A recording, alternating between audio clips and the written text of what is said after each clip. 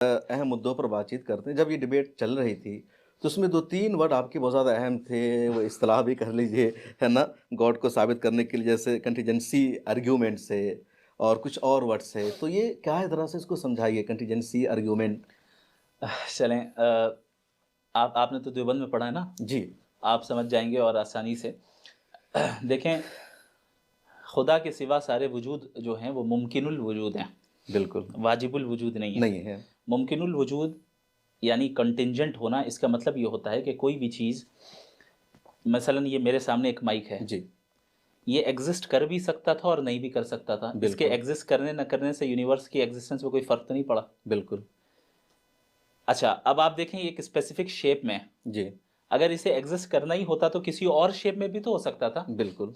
लेकिन इसी specific shape में है। जी, एक तो एग्ज़िस्ट करना ज़रूरी नहीं हुँ, था, लेकिन एग्ज़िस्ट कर रहा है, और जब एग्ज़िस्ट कर भी रहा है तो इसी स्पेसिफ़िक शेप में कर रहा है। बिल्कुल। ये चीज़ ये ज़ाहिर कर रही है कि ये अपने एग्ज़िस्टेंस में और अपने इस स्पेसिफ़िक शेप में किसी के ऊपर डिपेंडेड है। हुँ, यानी किसी ने इसे बनाया है, जी, किसी ने यही शेप को इख्तियार किया है, डिपेंडेड है। इसे कहते हैं कंटिंजेंट।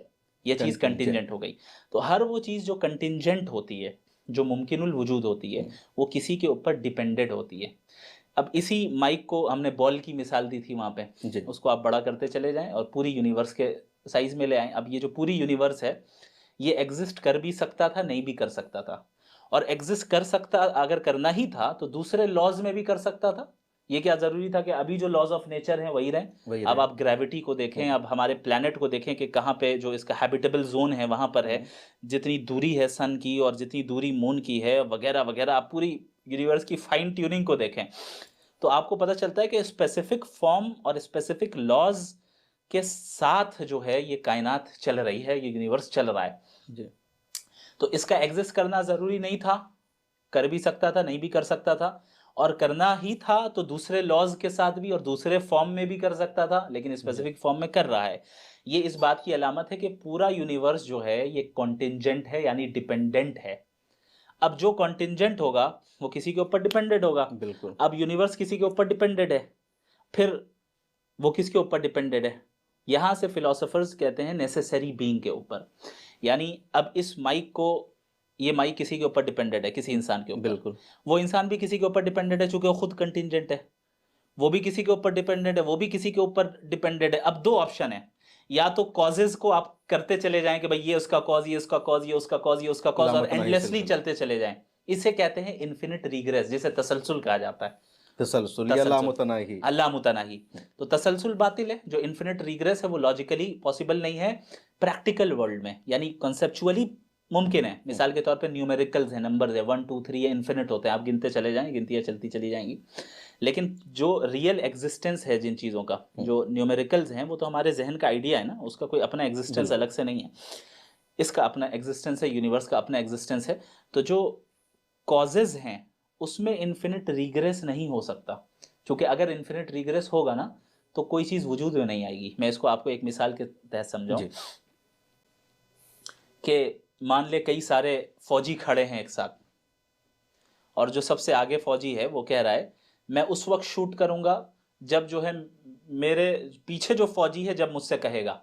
हुँ, पीछे वाला कहे कि मैं उस वक़्त करूँगा जब मुझसे पीछे वाला कहे। कहेगा। वो कहे मुझसे पीछे वाला जब तक नहीं कहेगा मैं शूट नहीं करूँगा। ये सिलसिला एंडलेसली चलता रहे तो कभी शूट हो पाएगा? कभी नहीं। कभी नहीं हो पाएगा। तो ज़रूरी है कि उस चेन में, इस चेन में कोई एक ऐसा फ़ौजी हो, जो दूसरे पे डिपेंडेंट ना हो बल्कि इंडिपेंडेंट हो बिल्कुल, और खुद डिसीज़न ले। जब वो आज़ाद हो, खुद डिसीज़न लेगा मुख्तार तो हो। फिर सब कुछ कर पाएँगे और सारी चीज़ें एक्ज़िस्टेंस में आएँगी। इसी बिल्कुल, तरीके से अगर ये यूनिवर्स के कॉज़ेज़ में आप इन्फिनिट रिग्रेस को सही समझें, तो फिर नतीजा ये निकलेगा कि यूनिवर्स कभी वजूद में ही नहीं आता। कहीं न कहीं एक पॉइंट ऐसा है जहाँ पर वो कॉज़, वो सबब ऐसा है जो कि इंडिपेंडेंट है, वो किसी के ऊपर डिपेंडेंट नहीं है। अब वो कॉज़ क्या है, उसे ही नेसेसरी बीइंग कहा जाता है, जिसे वाजिबुल वाजिबुल वजूद कहते वजूद। हैं। जी हाँ, वाजिबुल वजूद यानी जिसका मौजूद ना होना नामुमकिन हो। अगर वो ना होता, या ये कि वो डिपेंडेंट होता, तो फिर या तो तसलसल लाज़िम आएगा जो कि बातिल है, हुँ, और अगर वो है तो इसका मतलब उसने अपने विल से सारी चीज़ों को वजूद में लाया है। तो उस ज़ात को नेसेसरी बीइंग कहते हैं। तो ये दर हकीकत आर्गुमेंट ऑफ कंटिंजेंसी है, और मैं समझता हूँ कि मुझे बड़ा ताज्जुब हुआ कि उनको, यानी उनकी जो पर्सनालिटी है बिलखुसूस एथिज़म के हवाले से, उनको रिचर्ड डॉकिंस अवार्ड मिला हुआ है और एथिज़म में उनका एक बड़ा मकाम समझा जाता है। और मैं समझता हूँ, मैं कहता हूँ कि उन्हें तो देसी रिचर्ड डॉकिन का मकाम दिया है लोगों ने, मुरीदों ने। तो इस लेवल पे आकर अगर, और आप एथिज़म को प्रमोट कर रहे हैं, जी, मजहब के खिलाफ बोल हम रहे हैं, डिबेट करने को तैयार हैं। डिबेट करने को तैयार हैं, इस लेवल पे आकर अगर आप आर्ग्यूमेंट ऑफ कंटिजेंसी नहीं जान रहे हैं तो ये बड़े ताज्जुब की बात है, बड़े ताज्जुब की बात है, चूंकि ये कुछ बेसिक लोगों ने आर्गुमेंट सोशल है। मीडिया पर लिखा कि जावेद अख्तर उर्दू अदब के आदमी हैं, शायर हैं, वो फ़लसफ़ा के आदमी नहीं हैं, मंतिक उन्होंने नहीं पढ़ी है, इसलिए उनको वाजिबुल वजूद समझना, मुमकिनुल वजूद समझना। तो फिर आप क्लेम ना करें ना कि खुदा नहीं है।